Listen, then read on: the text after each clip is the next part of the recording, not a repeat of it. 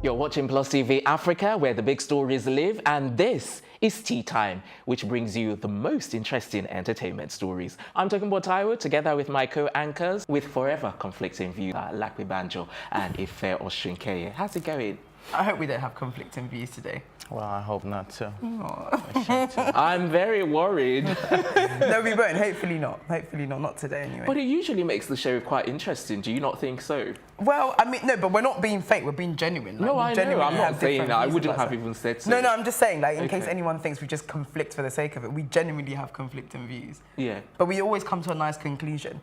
Yeah. Nice and you're like the voice of reason in the middle. So it's good. Okay, anything new? Anything interesting? Anything? No, on a side note, which is what we're not talking about it today, but Harrysong, have you heard? Yes, I have heard. And do you know what? It's not even the fact that he's come out to say it. What's shocking me is what people are saying. Like, everyone was like, yeah, well, you know, if you want to kill yourself, go. Like, the comments are quite worrying. And I hope he's all right. I mean, I hope someone reaches out to him. I hope he get some sort of help, and I hope that's not a crime. And you know, this thing is more like rampant, especially when they talk about their deaths. Then all of a sudden it happens. Like, let's use that Grain for example. When he did that song, "If I Die, make you no cry for me," and after a couple of months, that Grain died. So I don't know. And same as this guy, what's his name, Victor from YBNL. He kind of put some sort of cryptic message the other day. Yeah, but that was like, he actually came out to say he was having suicidal thoughts, he was tired of it. That's what I'm saying. There seems to be like a popular... Please correct me, did Dagreen kill himself? No, he didn't. No, he hadn't. But he's saying that... No, like, I'm just saying it happens. Like,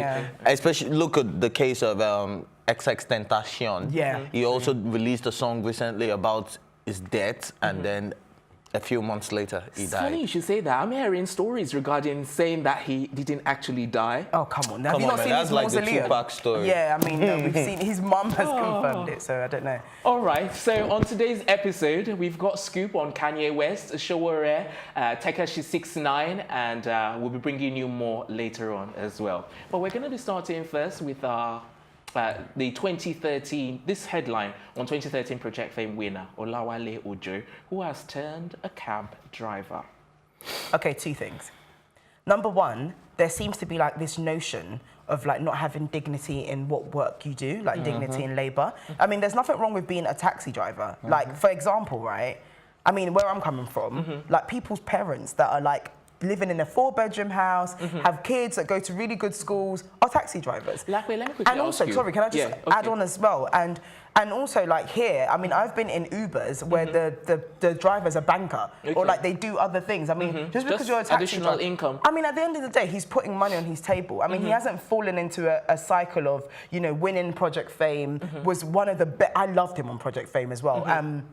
He was great on Project Fame. That hasn't given him a reason to feel entitled that, look, I should be famous. He's gone out of his way and done his done what he needs to do for himself. Let me quickly ask you, which did you ever watch any of the music talent shows in the UK? Which one did you like? X Factor. The Voice. And do you remember the winner for last year or I stopped anyone watching it a couple of years ago. Okay, which winner do you remember on the X Factor? Leona Lewis. Leona Lewis, yeah. Okay, so Leona Lewis, if, you know, at the time that she won, because it's been some years now since Leona won, if she turns out to be a cab driver, how would you react? Listen, I'll be shocked because, I mean, I expect more from... I expect more from the X Factor because it's produced a lot more successful people, as well as the fact that it's been going on for years and it has a lot more structure. Now, in Nigeria, where things are a lot more turbulent, you don't expect everyone to come out and be famous straight after. I mean, even people that have record labels that are signed to one of the biggest record labels in the country can't, you know, keep up with the success and the churning out of music. So that's why, in this case, I'm not shocked that he's had to turn out to something else. I mean, you hear about these things anyway. The guy, I mean, there was only recently the man in Bill Cosby's show turned out to be a taxi driver as well, and he got a gig straight after. Even Speedy Darlington. Yes, I was going to bring that up. Exactly. But I have to say, Speedy Darlington wasn't expecting to be discovered, but he got discovered. But he got discovered. I know, but that's different because this guy actually had talent. Olawale actually has talent, and you know. What you're saying? Speedy Darlington has no talent. I'm not saying that. I think he's more of comedy. I understand your noble view. That's very, very, very noble of you. But Olawale, to be honest, can I say, can I just say it as it is? Yeah.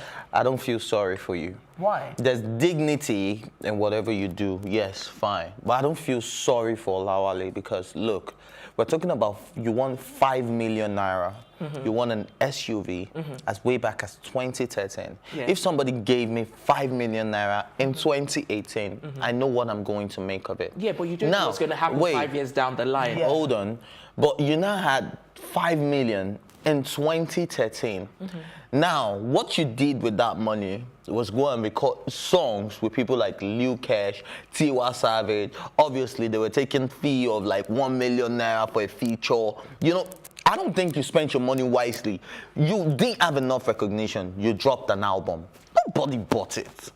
Do you understand? Now, I'm saying if he had proper planning or if he did not let the Project Fame, because I'm getting an inside source that while he won the Project Fame, he let it get into his head. He became very arrogant. He wasn't working with his team and all of that. Now, that's an inside information. Now, that's the reason why he lost out on all that money. So if you're a cab driver now, don't expect us to feel sorry. We should give you another 5 million. Is that what you want? Can I just say something? You're being too harsh. Do you know what, right? I completely understand what you're saying, and you do have a point. Now, where I think that we have to be a bit fair is because this guy went on to Project Fame as a result of being in university that went on strike and thought he would try his luck. He went on to Project Fame and then became the winner. So imagine you at that age, right? So let's say he was about 19. I'm not sure how old he was. Let's say he was about 19, 20, right? You have no guidance. You probably come from a family that's not as well off. You know, you thought you'd try your luck, go onto a show. You did extremely well. Do you know how many people, we're in Nigeria, you know how families are. Do you know how many people would have been queuing for that 5 million? He's probably doing what he thought was going to help his career with that money. Well, I totally understand. No, and he probably had no guidance. And this is where Project Fame comes in. They have a duty of care, right? Especially to him. What were they going to do? What were they going to do to help him make sure he succeeds? What was the longevity of the project? I mean, other than him, what other Project Fame winner is relevant at the moment other than Chidinma? Well, true that. This is what I'm saying. Like, there's no continuation, and that's why I said I can't relate the same thing to X Factor and The Voice because Simon Cowell has a record. Follow up. Yeah, they follow up, and usually the winners don't even stay relevant, but they're still doing something in the background. Whether that's producing music, whether that's acting, whether that's doing something. But there was no consistent follow up after Project Fame with him, and he had no guidance. But and this guy was vulnerable. Do you know the funny thing? According to what I discovered, he had a lot of guidance. Like, there were people that were willing to advise him. But people will still exploit him at the same time. Yeah, they would exploit him. But he's not coming out to talk about exploitation. He's also not asking for sympathy. He's not asking, I know he's not asking for sympathy. And he wasn't even the one that posted the video. He was a blogger. And the blogger said he refused to do the interview initially. So he didn't want everybody to know this. In fact, the Instagram handle is not even and I respect that. I respect you. We need to round up so that we can move on to our next story. But what I'm saying is that, man, when next you have that type of opportunity, sometimes they say opportunity comes once in a lifetime. Make sure you make the best of it, and that's my final opinion on this. No, I agree with you on that. Yeah. Alrighty. Up next is Scoop on Tekashi69, who begs judge for mercy in order to avoid prison time. Says he's obeyed the child sex plea deal. Okay, another interesting case. This one's a bit funny because, okay, so he's been caught twice. Okay, so back in, I think, 2013, he was involved in using a child to do a sexual performance. Yeah. Whatever that means. He shot a music video with an underage girl doing sexual stuff. Right. So now this is what I like, whatever that means. And the reason why I say that is because a child can go from 8 till about, what, 16? I mean, they would in some countries, 16. 13. Some countries, 18. Teenager. No, but when do you become an adult is the question here. Like 16, 18. Yeah, 16, oh, that I see. bracket, I see what you mean. Age of consent. Yeah, is my point. I thought you were defining the age of the child. I'm saying, like, it could go from any age. So now, in his case, he's had that issue and he was given a plea deal, which he accepted, and he's been on probation ever since. Yeah. And within that time, I think in 2015 and again recently, he's been involved in 2 more incidents. One, which is the one we discussed about, where he was involved with the fan, and then the other one was an altercation. He choked a child. Another child. So he's got a bit of a funny character. He's not because he's a child himself. Yeah, he's not all the way there, I don't think. So anyway, those 2 issues have obviously what happens when you're on probation is you're not supposed to commit any more crimes. And so now I think he's begging the judge, which obviously means that he could go to prison for, was it 1 to 3 years? Yeah. And as a result, you know, he's begging the judge that, look, I obeyed my plea deal with the, the child case back then. So please have a bit of leniency on me. But I don't think he should. He hasn't learnt his lesson. He's committed 2 offences during his probation. Meek Mill committed 1 in the space of 10 years that he had been arrested, and he still got sent to prison for how long was it? About 3 years. I'm going to correct you on something, and then I'm going to look at this from the standpoint of the law as well. Now, I'm going to correct you on the fact that his probation ended in 2017, October 2017. Yeah, but he committed the crime in 2018. No, yes, in 2018. Another one was before. Yes, so what I'm saying is probation for the previous crime of using a child, he obeyed it. It ended in 2017. Can I ask a question, just legally? Okay, so in 2017, the probation period ended, right? And he committed the newest so crime. this is fresh, so do not... What about the other one? What about the one begging... in 2015 that he did with the police officer? No, all that went away with the 2017 probation. Okay. Do you understand? So now what he's begging the judge now is, look, I obeyed that, and then now this one, they're fresh offenses. I did 2 stuff, one in Houston and one somewhere else, I can't remember, I think California, at the mall. And then now he's saying that, okay, these are fresh offenses, so be lenient with me. Give me 4 years probation and a child program or something, but don't send me to jail. Come on, imagine 6ix9ine in jail. He'll probably get raped like every day. Oh my God. I'm just saying. I mean, that does happen in prison, but why do you think he would get... Because he looks the way he looks. It looks like a rainbow. Come on, man. We'll be attracted to every gay man in prison. Oh my God. Your analogy is not adding up right now. Anyway, time for a quick break. But when we come back, we'll be bringing you news on Kanye West. We'll be right back.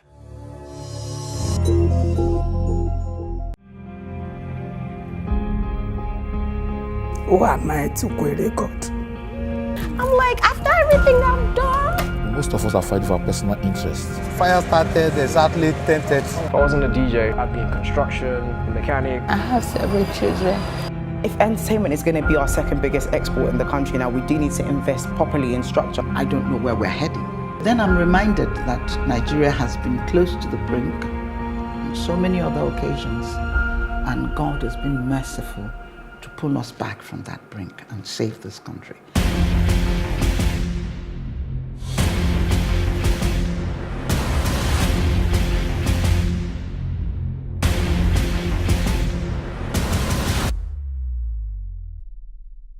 It's a big one, just...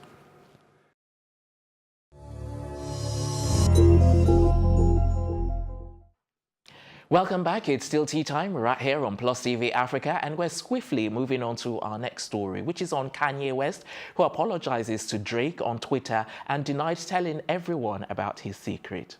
Do you believe him? Well, he's on an apologizing spree at the moment, isn't he? He's apologized for the slavery comment. He's apologized for this.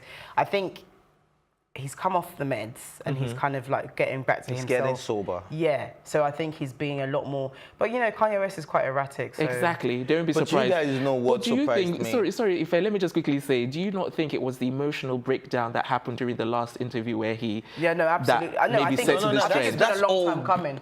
It's part of the build-up. It's been a long time coming. He's also like reconciled with Jay-Z as well. So like all the people that he's been, you know, speaking out about since when did the Kim K robbery thing happen? I think it was back in 2015 or 2016 actually. That he's kind of been on that kind of downward spiral. And since then, I think the last couple of months we've seen him kind of shift from a very, very like erratic, aggressive, ranting person calm, to very sober. calm. So since we're talking about people making up and people going into beef. Sorry, I caught you there. What were you going to say at that time? I'm still going to go into that. Okay.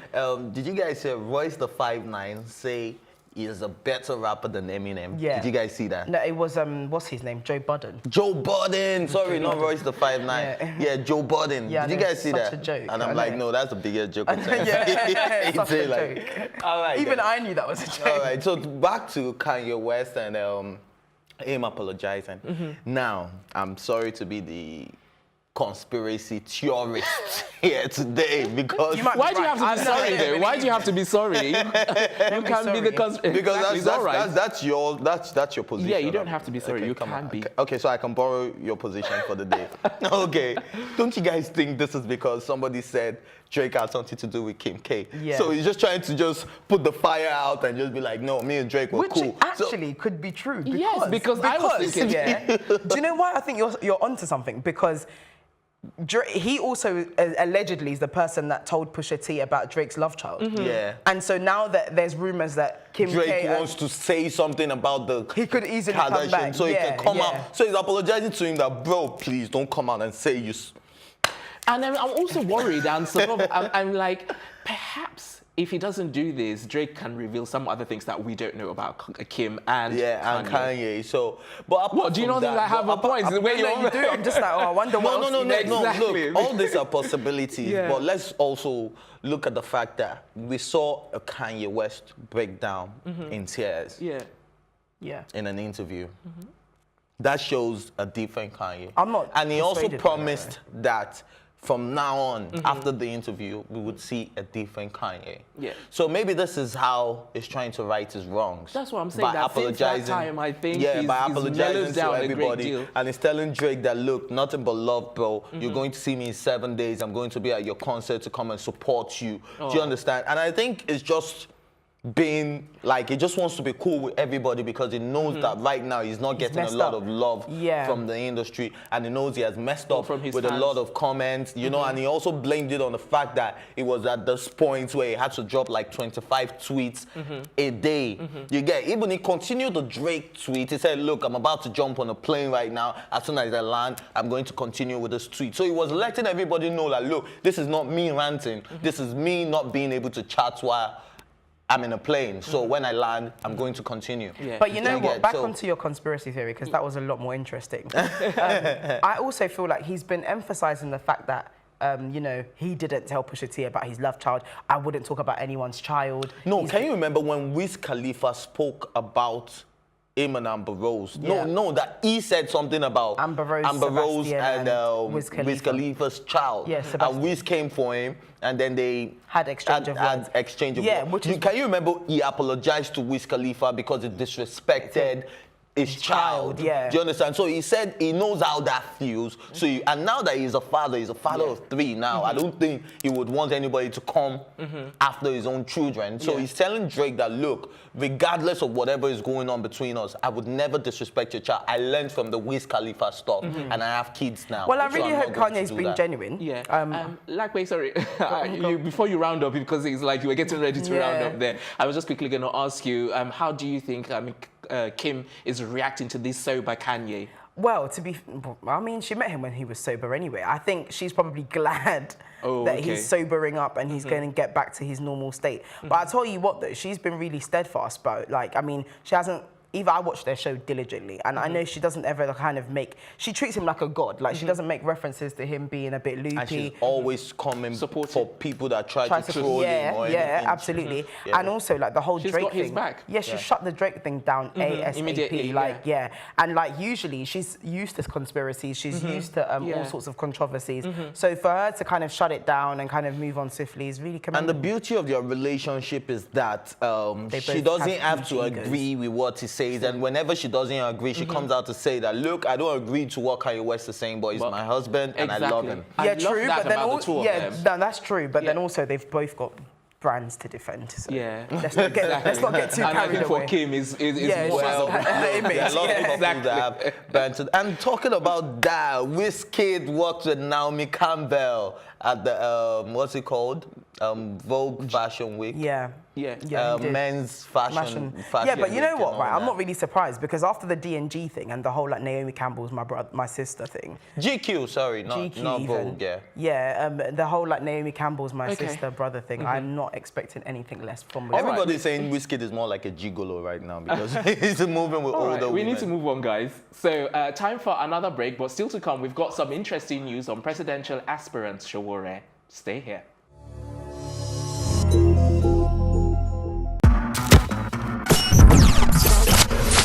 That's the Brazilian who, with the longer blades that Oscar wasn't too impressed with, the 200 metres, but we must stress, absolutely legal. Sounds of the surf. Yeah. Now that he's a hater, I don't want no bad energy. Man get used by radar, but you can't see my enemy. And this time they are away, and Peacock goes away strongly. She wants a man from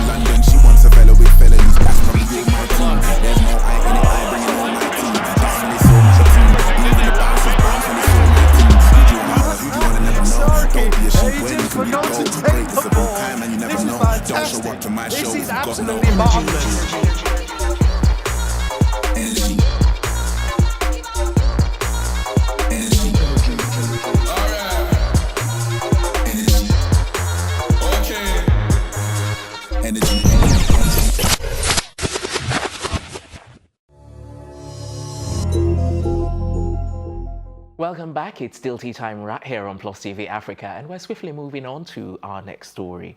Showore says, he says Nigeria will be exporting marijuana if he becomes president. So that's what he's trying to be careful.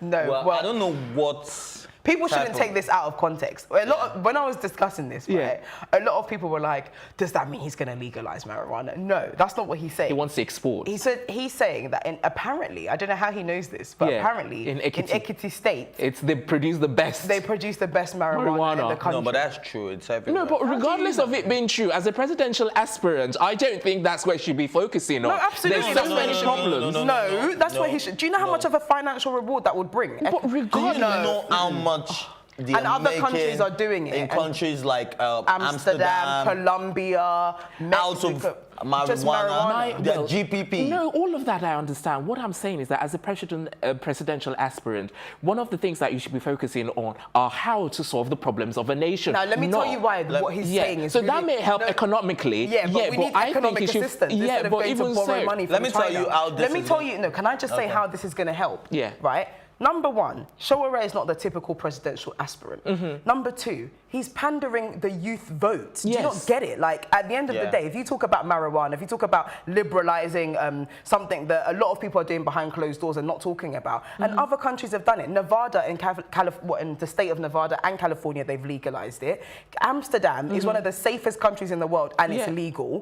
And he's not even saying he's going to legalize the recreational use of marijuana. He's just saying we're going to export it so we can get some more money. But expectation is going to bring about legalization. Other countries, they use marijuana to treat that's what he says. That's what he was saying. Medicinal use. Yes, medicinal use. Now, we're not using all of that. Look, there are people in Nigeria, presidents, lawyers, doctors, name it, that I know one-on-one that smoke marijuana before they do anything. You're shaking. No, I'm not shaking the table. But do you have any facts whatsoever to back that up? But I can't be. I'm not a snitch. I can't be snitching on people. But I'm going to tell you that. Look, I know people that do these things. Now, this guy is talking about. He actually said that though. So he was saying that there's a lot of there are a lot of people that use political cocaine. people that use cocaine in their homes, and you're not chasing those people, but you're chasing the youths on the street. Now, if you actually, I think you should actually legalize marijuana. No, hold on. The reason why I'm saying that this thing is actually going to bring about the legalization of it. He said this is a very controversial statement, and I agree. So I looked at every angle to this. Now, if you legalize marijuana, SARS, the first thing they used to, at least before they got off the street, the first thing when they come into your car is to search for marijuana. Now, they, by the way, like to steal and smoke themselves. Yes. And then if that is what SARS is looking for, and then you have legalized it, now they have nothing to come and look for in your car. But do you know why they won't legalize it, Because and this is a global argument, not just in Nigeria. The reason why it's so difficult with the whole legalization of marijuana thing is because one, it's against the law, so you've got to change the law. And then two, it also means that you won't make money from the black market. No, I know a lot of people. The black market of drugs makes so much money. That's why they won't legalize drugs. Because governments make money from the black market. They make more money. If you legalize it, you'd have to regulate it. You'd have to. All right, guys, please let me quickly bring you back to this story regarding Showore himself. Do you think that having said this is going to, in any way, shape, or form, make him more popular? More popular, or do you think it's going to affect I think it's going to get more youths vote. Now, I'm sure a lot of people. I'm sure a lot of people are going. Wait. What I'm sure a lot of people are going to the impact. Do you think it's going to have a positive or negative impact? A positive impact. Okay, what about you? It would have a more positive impact than negative. However, when Nigerians are a bunch of pretentious people, and no one's going to vote for him if he comes out and says he's going to legalize weed or legalize I know marijuana. a lot of people are going to come for me now and say, okay, we've been saying it, that boy smokes weed, look at his black lips. Yes. I know. No, this and is people not, are even going to his opponents. This is not this is not the case yet. On that. This is business. Yeah. Look, even people like Snoop Dogg, Wiz Khalifa, give me one other person, 50 Cent, they've gone into marijuana business. And they always come back to tell you how much they make out of recreational marijuana, which is legalized in some states in America. Yeah. Now, Showore is saying that, look, if this is done. We're exporting. We're not legalizing it. Yeah. We're going to be making so much money. Maybe marijuana business okay, guys, is going to be the biggest. I need to hurry it up. I get what you're saying. He's also emphasizing, before people get carried away and think everyone's going to be allowed to smoke, he's saying that if he does go ahead and legalize it, he wants to legalize the medicinal use. Purposes. And people don't realize how much benefit this herb gives you medicinally. So yeah, I mean, I think he's onto something here. And the Green Party in the UK actually used this as a way to get into politics, and it was really successful. And then marijuana has its positive so he's taking the leave as well. He's taking the leave from the UK. But you guys now, please ignore my lips. It doesn't mean I smoke. Did you hear what I said? He's taking the leave out of the UK. No pun intended. No pun intended. Yes, and that brings us to the end of the program. Join us this afternoon for another episode of Tea Time. But before we go, my thank yous, as always, go to my co-anchors, the production team, as well as our stylist, courtesy of Kudi Empire. I'm Tokunbo Taiwo, and I bid you goodbye.